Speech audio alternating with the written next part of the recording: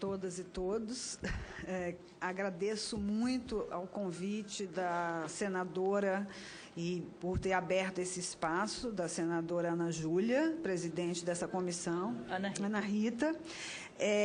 Agradeço também ao empenho da senadora Lídice da Mata, que é uma companheira de luta feminista e a quem eu conheço desde tempos de estudante, não é tanto tempo assim, mas... E o empenho também, o trabalho que a presidência do Senado teve, propiciando, inclusive, que os livros chegassem aqui a essa casa e pudessem, posteriormente, ser... espero, né, possam ser usados pelos deputados, comissões, enfim. Eu vou deixar alguns detalhes mais sobre o livro para o meu colega professor José Eustáquio, porque ele foi um dos coordenadores gerais da pesquisa. Nós tivemos 3 coordenadores, e eu vou falar um pouco do que significou o livro e dos resultados, porque o livro está dividido em 3 partes, foram 3 grandes eixos que nós pesquisamos. Como vocês veem, há também que se fazer um agradecimento à Secretaria de Políticas Públicas para Mulheres, que foi quem abriu um edital e, pela primeira vez, propiciou que uma pesquisa que fosse de tão longo espectro, de tão amplo espectro, né, porque nós trabalhamos com o Brasil como um todo, fosse feita. Então, sem o apoio da Secretaria de Política para Mulheres, nós não teríamos conseguido viabilizar esse trabalho. O professor José Eustáquio dará alguns detalhes. Minha parte, eu coordenei uma parte que foi exatamente o chamado eixo 2 da pesquisa, que seria o processo eleitoral em si e o monitoramento de campanhas e candidaturas. Foram 11 pesquisadores de várias universidades do Brasil que estiveram envolvidos, e nós, de diversas formas, acompanhamos campanha presidencial, campanha de senadores, campanha de governadores, de deputados federais. Não conseguimos acompanhar deputados estaduais porque era muita coisa. Nesse acompanhamento, nós focamos em vários aspectos, partindo também um pouco da questão e da ideia, né, e de uma pergunta, porque essa é a grande pergunta que nós temos, que é: o que acontece com a presença das mulheres na política brasileira? Né? Por que tão poucas mulheres conseguem se eleger, sobretudo para cargos representativos, né? Cargos de representação política, para legislativo e, sobretudo, para a Câmara Federal. Quer dizer, nós, inclusive, o primeiro dado, que eu acho que é bem interessante, é que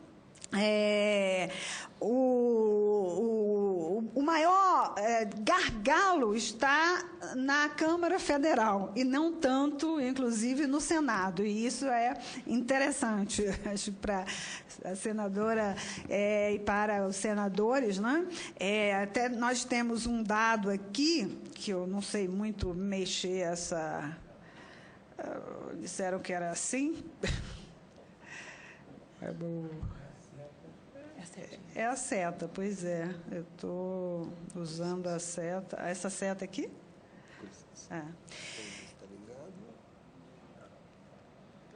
Realmente tem um problema. Bom, então eu vou... E aí, essa pergunta, né, nos motivou a olhar, sobretudo, o processo legislativo. Nesse processo da eleição legislativa, nós procuramos, de diversas maneiras, entender o seguinte: partimos de algumas perguntas para tentar entender. Como é que se formam as trajetórias pessoais e políticas dos candidatos, quem tenta a candidatura e quem consegue se eleger? Né? Então, essa foi uma pergunta importante. A outra é: como é que os partidos definem quem vai ser candidato e quem vai ser prioritário nesse processo? né? Como é que os partidos definem o horário eleitoral de propaganda gratuita, né? Quem vai por horário, como vai, onde as mulheres estão e como elas ficam nesse espaço. Como é que são as características das campanhas? Existem diferenças entre características das campanhas de mulheres e de campanhas de homens, né? Como é que é o financiamento de campanha? Então, essas foram as perguntas do que nós chamamos eixo 2, que foi a nossa parte, que tinham 11 pessoas, 11 investigadores. Não vou, obviamente, tem muita coisa para passar, mas o que eu acho que para dar a vocês um pouco da ideia dos resultados, né, acho que algumas coisas são interessantes para que a gente possa ressaltar. Quer dizer, várias dessas perguntas elas foram investigadas de diferentes maneiras e pela primeira vez no Brasil. Eu acho que esse é o mérito dessa pesquisa e da gente poder, inclusive, distribuir. Ela é pública e também está na internet. Por exemplo, pela primeira vez, foram cobertos os horários eleitorais de propaganda gratuita para candidatos ao governo do Estado, senador e deputado federal, em 19 estados do país, simultaneamente. Nós cobrimos 19 estados do país. Isso, assim, nem o TRE, nem o TSE têm esses registros, eles estão disseminados. Mas, né? E as nossas perguntas para o horário eleitoral eram o seguinte: quanto tempo homens e mulheres ocupam? Qual é a relação que isso tem com o tamanho e a quantidade de partidos? Qual é a mensagem que é passada, né? Nós partimos de uma outra pesquisa anterior que dizia o seguinte: 43%, se eu não me engano, das pessoas que decidem o voto, da intenção dos votos, as pessoas tomam o horário gratuito de propaganda eleitoral como uma referência. Então, nós consideramos que esse veículo se tornou muito importante no Brasil de hoje, pela característica da informação e pelo tamanho do país. Então, bom, se é 43%, como é que mulheres e homens estão nesse espaço, né? Então, em relação a isso, o que saiu de alguns dados e das pesquisas foi um quadro interessante. Um primeiro quadro foi o seguinte: nós dividimos por tempo de uso, né, da televisão, do horário eleitoral. E um dado interessante é que varia de acordo com o tamanho dos partidos, vocês sabem, e os partidos definem de acordo com suas prioridades. Mas quem é que está naquilo que a gente chama o nicho principal, né? que a gente, inclusive, considera que é um nicho a partir de 30 segundos, né? de horário gratuito para deputado federal? Aqueles que já são deputados, né? Algumas lideranças puxadores de votos, né? E poucos partidos, e principalmente os pequenos partidos, é que botam aquele esquema retratinho. Como as mulheres estão pouco nessas prioridades, as mulheres acabam ocupando pouco esse espaço, né, de uso do tempo na televisão. Outra coisa que nós constatamos é que as mulheres, os homens se apresentam muito de forma independente, fazendo suas campanhas. E as mulheres, por conta, inclusive, dessa sua não muita presença, um dado interessante é que elas, muitas das suas presenças são marcadas pela presença de alguém ao lado do presidente do partido, de alguém para dar alguma legitimidade. Quer dizer, a gente olha, e uma coisa que a gente acha, então, é que o horário eleitoral, ele não tem um preconceito no sentido de que há uma desvantagem porque é mulher. O que nós encontramos é que o fato de ser mulher implica em menos critérios para entrar na prioridade do horário eleitoral.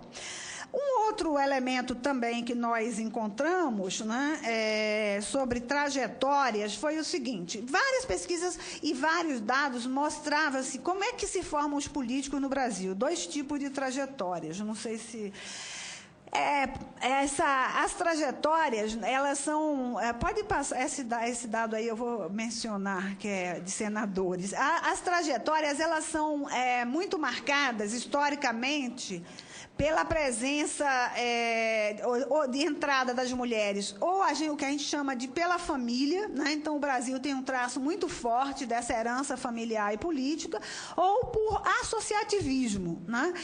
O que é essa participação? E tem mais um traço, assim, partidos de determinado espectro mais família, partidos de outro espectro mais associativismo. Qual foi o elemento novo que nós achamos nessa pesquisa e que eu acho que é relevante para que as mulheres e os políticos e todos aqueles comprometidos com essa questão possam também pensar?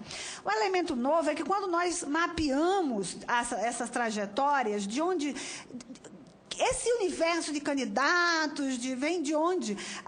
Um dado encontrado que começa a crescer no Brasil e mudar um pouco essa característica das trajetórias é a ocupação de cargos políticos. E isso, 3 trabalhos por entradas diferentes acharam esse resultado. Ou seja, a trajetória de quem já ocupou está se candidatando a deputado federal ou a senador, mas ocupou antes cargo de vereador, cargo de deputado, mas não só cargo eletivo. Um dado interessante para a gente é o cargo administrativo, o cargo nos executivos. Secretário de Estado, secretário municipal, presidente de algumas estatais que têm redes. Quer dizer, o que isso nos chamou a atenção? É que existe, então, uma terceira forma de entrada, mas que está associada e relacionada também com a ocupação de poder e de espaços. Então, tem um colega nosso que escreveu sobre finanças aí, que ele diz assim, parece uma contradição, mas se a gente fizer a pergunta por que as mulheres não se elegem ou não se elegeram hoje, como não se elegeram em 2010, apesar da presidência, elas não se elegem porque elas não se elegeram antes, né? Então, há uma certa reprodução de uma característica que nós já tínhamos encontrado, né? Eu e o professor José Eustáquio fizemos um estudo, 2 estudos, e a gente constatou o seguinte, botando todo mundo no liquidificador estatístico, as pessoas que já são parlamentares, deputadas, elas têm 25 vezes mais chances de se reeleger e de entrar no novo mandato do que quem não é.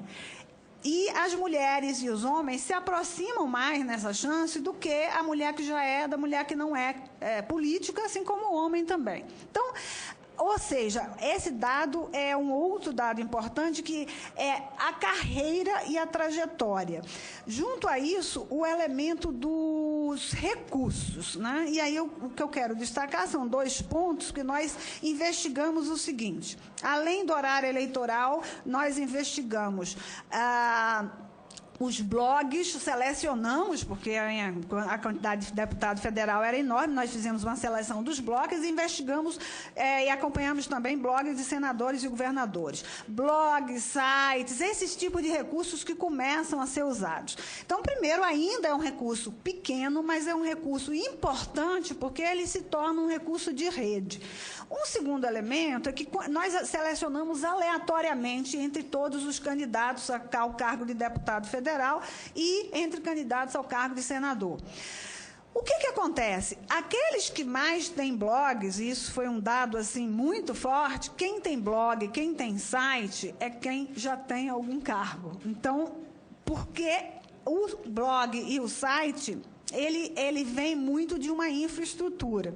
Então, claro que você tem umas exceções, mas a predominância dos candidatos com blog, site e assim por diante, eram dos candidatos que já ocupavam cargos ou que eram representantes de algumas redes. Quer dizer, o que nós queremos chamar a atenção é que existem, né, digamos, alguns dados novos, alguns recursos que se as mulheres, porque têm desvantagens, estão encontrando também, né, um espaço menor e que, se não estiverem atentas, podem ter impactos sobre esse espaço. A outro elemento é que nós constatamos, só para retomar, porque não estava ali, uma coisa interessante que a gente acha que pode ser muito discutido e investigado, porque, na realidade, quando nós olhamos senadores em relação à Câmara Federal, o crescimento no Senado tem sido bem maior do que o crescimento na Câmara Federal, inclusive proporcionalmente, não é só em número absoluto, proporcionalmente. Então, uma coisa que nós levantamos e que é interessante, e que outros países já tinham achado, que é o seguinte: na realidade, as mulheres, para que elas cheguem a determinado patamar, elas têm que romper com muitos obstáculos e muitas digamos assim, constrangimentos, né? Ou, em algumas situações, vir de uma situação muito extemporânea, muito extraordinária, né? Então, ou seja, o percurso das mulheres ele é muito mais complexo. E o que significa que o Senado ele é uma forma mais fácil para, não no sentido de fácil, mas no sentido de que é mais... quando a pessoa é candidata, ela já está mais aceita, né? Então, ela tem condição de organizar mais um bloco de partidos e de apoio.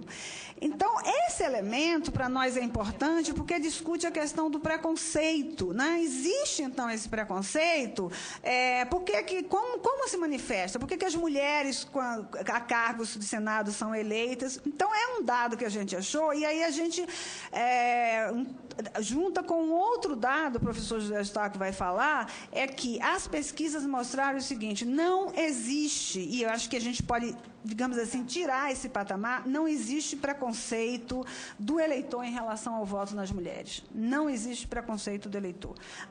O eleitor não se orienta por votar em relação a quem vai representar, se é homem ou mulher. O contrário.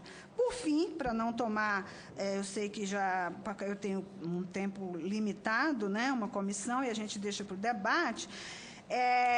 Um outro elemento, não sei se é possível passar para o final, só para mostrar para vocês. Pode passar. Pode passar. Esse aí. Um outro elemento que foi estudado foi a questão dos recursos de campanha. Então, foram mapeados todos os recursos que foram prestados contas no Tribunal Superior Eleitoral, ou seja, tudo que a gente teve acesso, prestação de contas, né?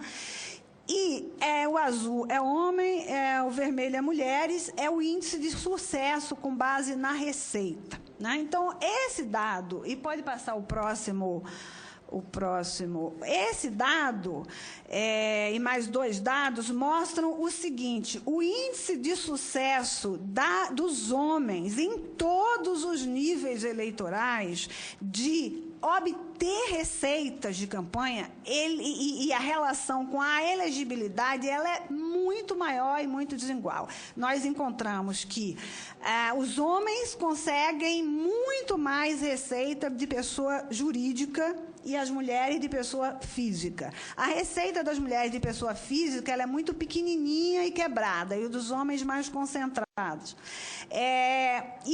Mas quando chega num nível mais alto de receita, campanhas muito elevadas, a diferença entre mulheres e homens, ela fica mais ou menos zerada. Então, o que nós também chamamos a atenção é que o aspecto do financiamento, ele é realmente um ponto a discutir e ele não é um ponto neutro, ele é desfavorável às mulheres, com exceção de uma parcela muito pequena, aquilo que a gente chamou uma parcela de mais de R$1 milhão, que é 6% do total de candidaturas, né? Então, a maior parte das mulheres, as chances delas se elegerem, tá, quando a gente associa com dinheiro, é impressionante como a chance está associada com dinheiro e como, no caso da maioria das candidaturas, as mulheres não têm essa chance.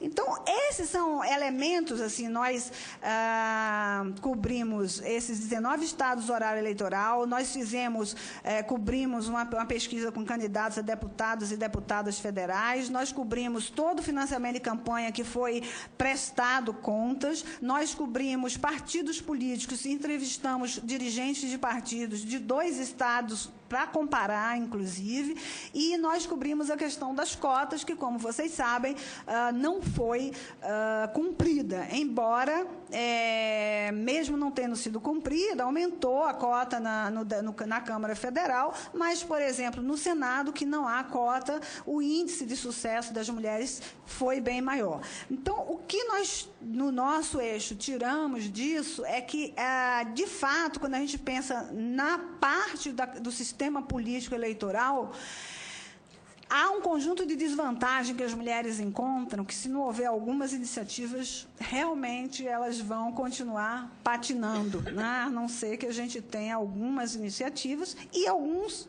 elementos, como, por exemplo, um elemento simbólico importante, como foi a eleição de uma mulher para presidente da República. Eu acho que eu fico por aqui para não estender demais o meu tempo. Agradeço muito o espaço, né, e a senadora Ana Rita pelo prorrogar desse tempo, e posso responder a mais algumas questões. O livro está ali, é um livro que pode ser, inclusive, baixado da internet, é um trabalho público, porque foi financiado pelo setor público, e nós esperamos que possam ser úteis, né, para as mulheres e os homens preocupados. Muito obrigada.